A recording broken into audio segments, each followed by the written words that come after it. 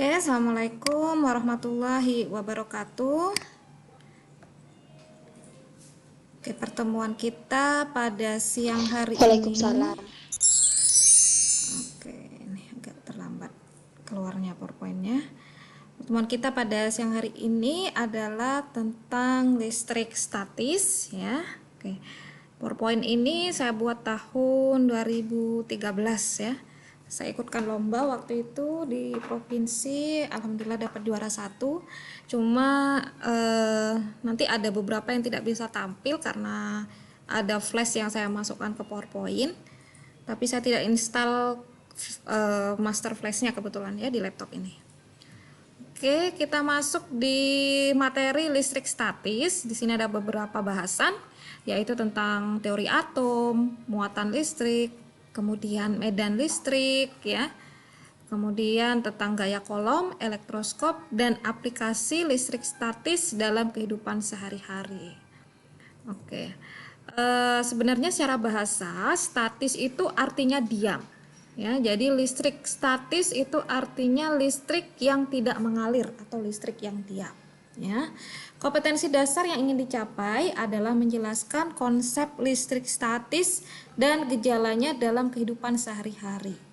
Indikatornya diantaranya siswa dapat menjelaskan teori atom, mampu melakukan percobaan sederhana untuk menunjukkan sifat benda yang bermuatan listrik. Siswa mampu menjelaskan secara kualitatif hubungan antara gaya listrik dengan besarnya muatan listrik masing-masing benda bermuatan dan jarak antara dua benda bermuatan. Siswa mampu memberikan contoh aplikasi listrik statis baik dalam industri maupun dalam kejadian alam. Oke ya, aplikasi listrik statis yang sangat terlihat dalam kehidupan sehari-hari yaitu tentang petir. Ya, kenapa ya? Karena petir ini adalah loncatan daripada muatan listrik dan cahaya yang dikeluarkan oleh petir juga lebih terang daripada cahaya 10 juta bola lampu pijar yang berdaya 100 watt. Hal lain yang menakjubkan bahwa molekul-molekul nitrogen juga sangat penting untuk tumbuhan muncul dari kekuatan ini. Nah, nanti akan dibahas lebih lanjut seperti apa prosesnya. Nah, ya.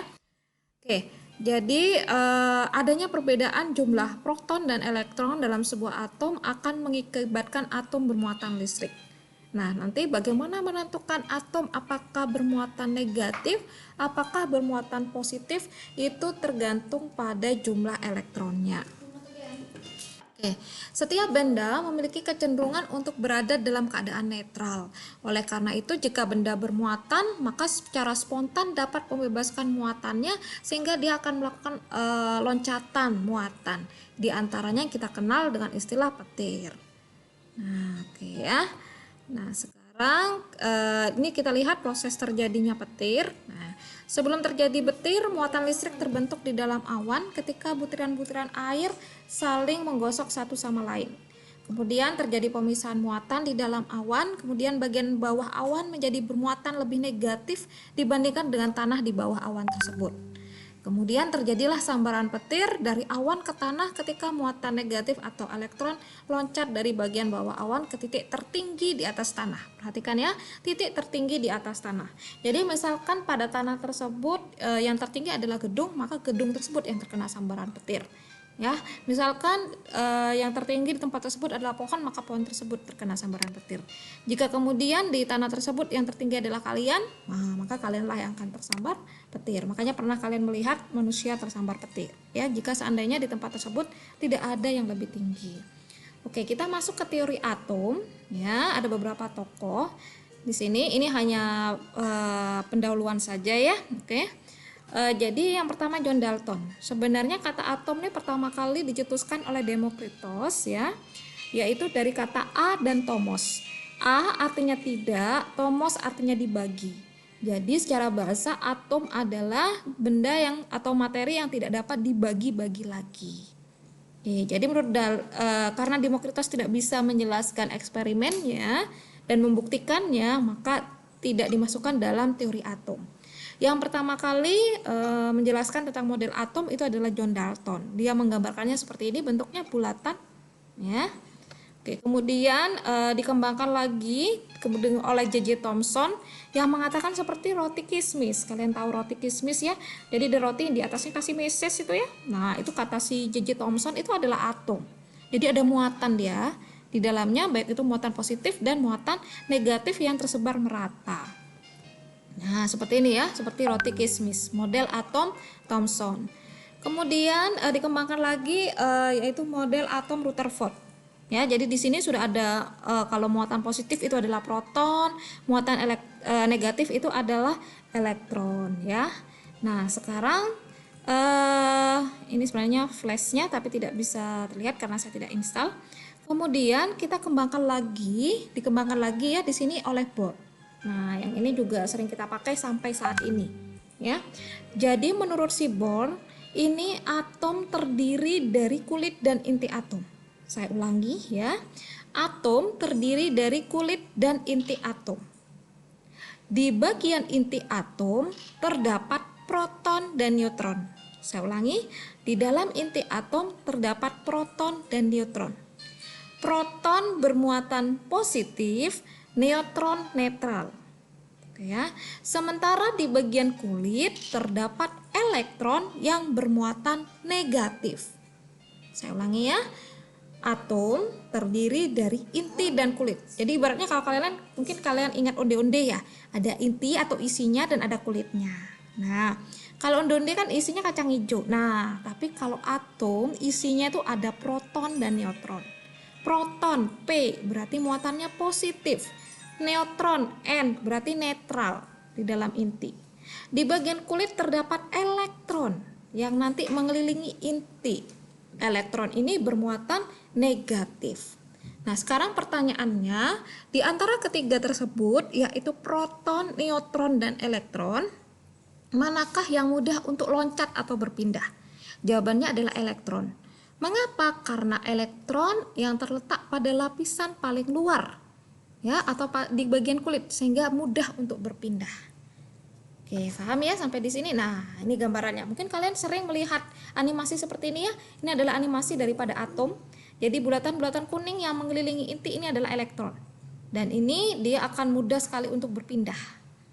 Oke ya, sedangkan yang bagian inti itu ada dua warna, itu adalah proton dan neutron. Oke, jelas ya?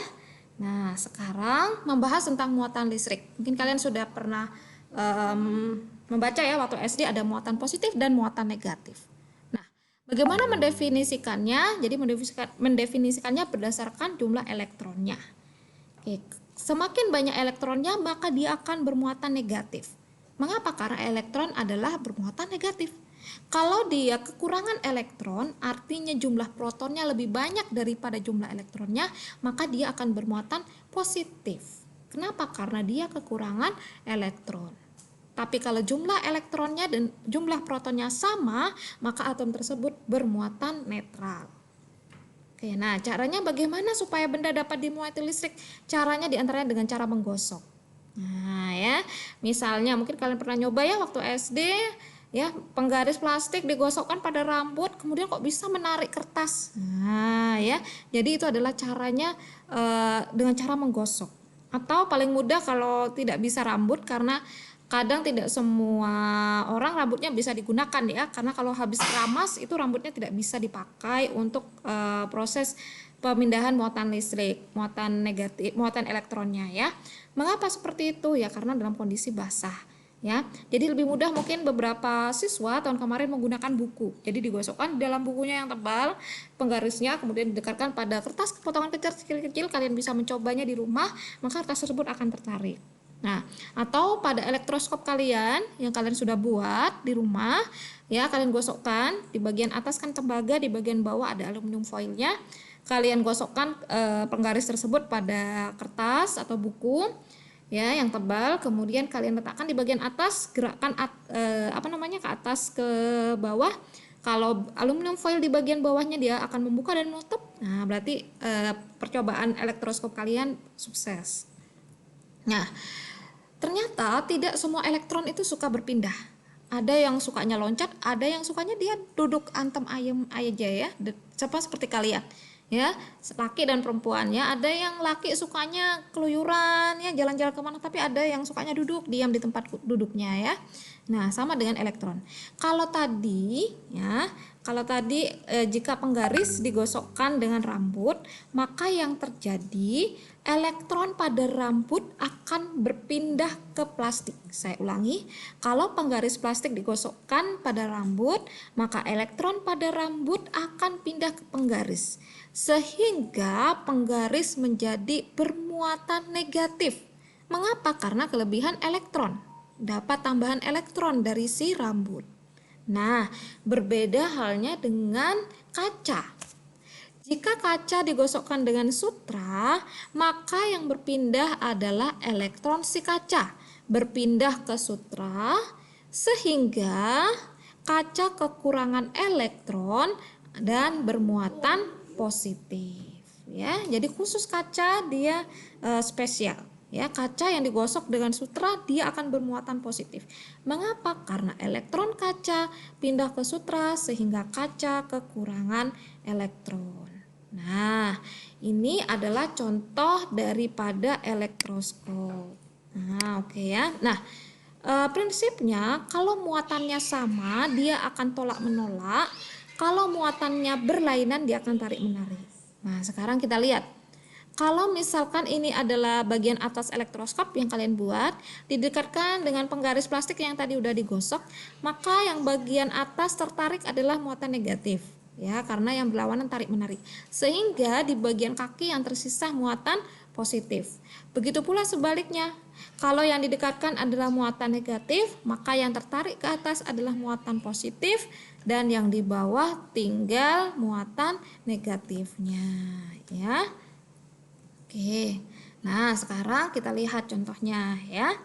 Nah, kenapa kok ini menjauh? Karena muatannya sama. Jadi kalau positif bertemu positif, dia akan tolak menolak. Mengapa yang ini berdekatan? Karena muatannya berlainan. Jadi kalau positif bertemu negatif, maka akan terjadi tarik menarik ya. Nah, sekarang kita lihat. Nah, ini adalah garis gaya listrik ya. Oke, jadi ada istilah namanya medan listrik. Apa itu medan listrik? Medan listrik adalah daerah di sekitar muatan listrik yang masih mendapat pengaruh gaya listrik. Jadi, medan listrik, saya ulangi, daerah di sekitarnya yang masih mendapat pengaruh gaya listrik. Kita lihat. Kalau menggambarkan garis gaya, itu tanda panahnya keluar dari muatan positif masuk ke dalam muatan negatif. Nah, sekarang kita lihat seperti ini ya. Nih ya, tanda panahnya, dia tanda panahnya keluar dari positif masuk ke negatif. Nah, kalau positif bertemu positif, maka tanda panahnya keluar semua, sehingga interaksi yang terjadi adalah tolak menolak. Begitu pula yang negatif dengan negatif, maka garis gayanya arahnya masuk ya, sehingga interaksi yang terjadi juga tolak menolak. Tetapi kalau positif dengan negatif, nah di sini kita lihat garis gayanya seperti ini, keluar dari positif masuk ke yang negatif, sehingga interaksinya adalah tarik menarik. Oke, cukup jelas ya. Nah, sekarang kita masuk ke hukum Coulomb. Nah, hukum Coulomb ini mengatakan, yang ditemukan oleh Charles Augustin Coulomb, bahwa besarnya gaya listrik itu sebanding dengan besarnya muatan listrik dua benda dan berbanding terbalik dengan kuadrat jaraknya. Sehingga persamaannya rumusnya seperti ini. Saya biasanya pada siswa menyingkatnya kakiku rata. Apa itu, Bu? F sama dengan K dikali Q1 Q2 dibagi R yang dikuadratkan. Apa itu F? Dari bahasa Inggris force yang artinya gaya. Apa itu K? Konstanta, nilainya adalah 9 kali 10 pangkat 9, dan Q adalah muatan. Q1 berarti muatan 1, Q2 berarti muatan 2. Kemudian R adalah jaraknya. Nah, jika jaraknya diperbesar, maka gayanya akan semakin kecil. Nah, logikanya seperti ini. Misalkan kalian punya batang magnet, ya. Kalian dekatkan pada paku kan akan tertarik. Tapi kalau magnetnya itu dijauhkan, nah ya, maka lambat laun paku tersebut tidak akan tertarik. Artinya gaya magnetnya semakin kecil, sama dengan gaya listrik. Kalau jaraknya semakin jauh, otomatis gaya listriknya juga semakin kecil, ya, dimana nilainya nanti dibagi dari jarak yang dikuadratkan. Tapi kalau semakin dekat jaraknya, maka gaya listriknya akan semakin besar. Paham ya? Oke. Oke, ini tidak perlu. Nah, sekarang saya akan menjelaskan tentang elektroskop yang kalian buat. Nah, ya, jadi seperti ini ya. Kalian buatnya dari logam, apa namanya? Ini boleh apa saja, boleh. Pokoknya intinya bening ya. Pakai botol aqua juga boleh, penting terlihat. Kemudian di bagian bawahnya adalah aluminium foil ya. Kemudian yang bagian atas ini batang tembaga. Kalau batang tembaganya terlalu kecil, boleh ditutupi dengan aluminium foil. Ya, kalian dicoba aja pakai penggaris yang digosokkan pada rambut atau pada buku. Kalau kalian letakkan di atas ini dan kemudian bagian bawah tidak bergerak-gerak, mungkin bisa kalian tambahkan aluminium foil. Ya, kalau seandainya sudah bergerak-gerak bagian aluminium foil di bagian bawah, berarti tidak perlu menambahkan aluminium foil di bagian atas. Jadi prinsip kerja elektroskop ini adalah induksi listrik, di mana jika kepala elektroskop netral didekatkan, maka daun elektroskop akan mengembang. Oke ya, seperti ini. Nah, sekarang kita masuk pada aplikasi listrik statis. Nah, oke. Paling mudah itu adalah menjelaskan tentang petir. Ya, nah, tadi dikatakan bahwa petir adalah loncatan daripada muatan listrik dalam jumlah yang cukup besar. Nah, listrik statis tadi sudah saya jelaskan bahwa statis itu artinya diam. Artinya dia tidak mengalir.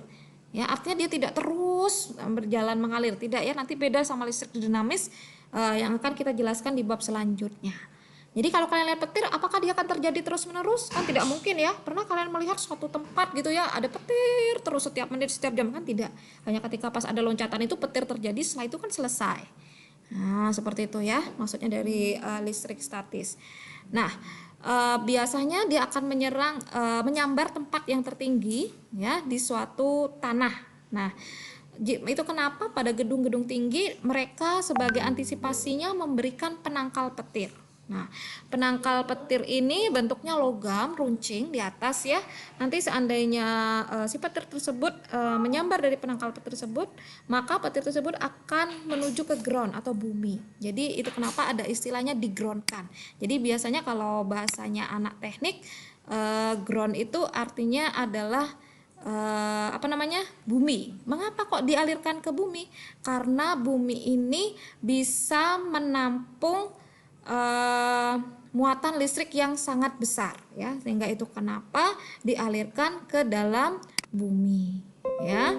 Oke. Nah, sekarang aplikasi yang lain apalagi dalam kehidupan sehari-hari banyak ya.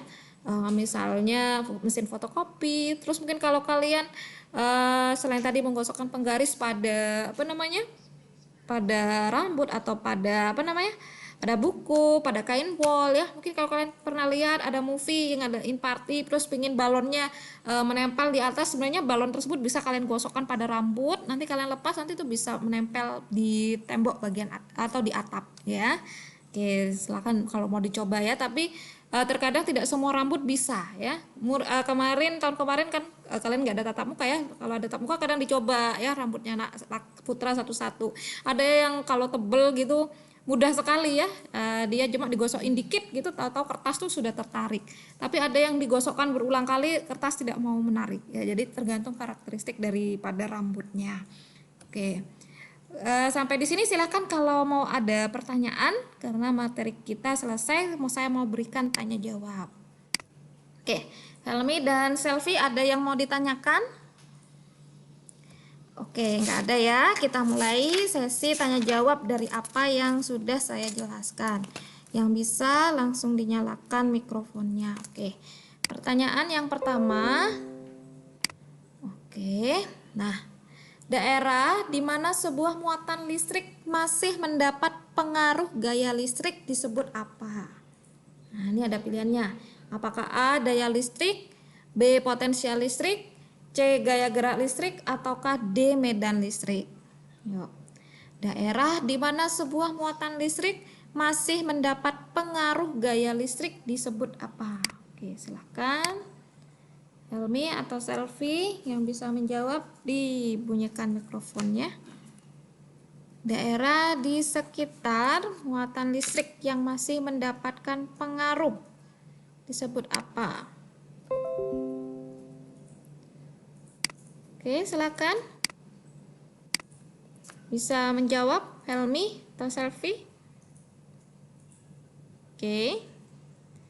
Satu. Medan listrik. Iya, betul Selfie, medan listrik ya. Oke, jadi medan listrik itu adalah daerah di sekitar muatan listrik yang masih mendapat pengaruh gaya listrik. Oke, yang nomor 2, ini hitungan saya lewati aja. Saya buat pertanyaan yang lain ya. Bagian dari atom yang mudah berpindah kita sebut dengan titik-titik. Yo, tadi sudah dijelaskan.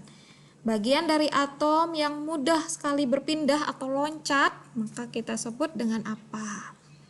Ayo, tadi kan bagian atom kan ada 3 tuh, proton, neutron, dan elektron. Nah, dari ketiganya itu mana yang mudah sekali untuk berpindah atau loncat? Oke, silakan. Bagian dari atom yang mudah sekali berpindah atau loncat. Oke. Bisa jawab.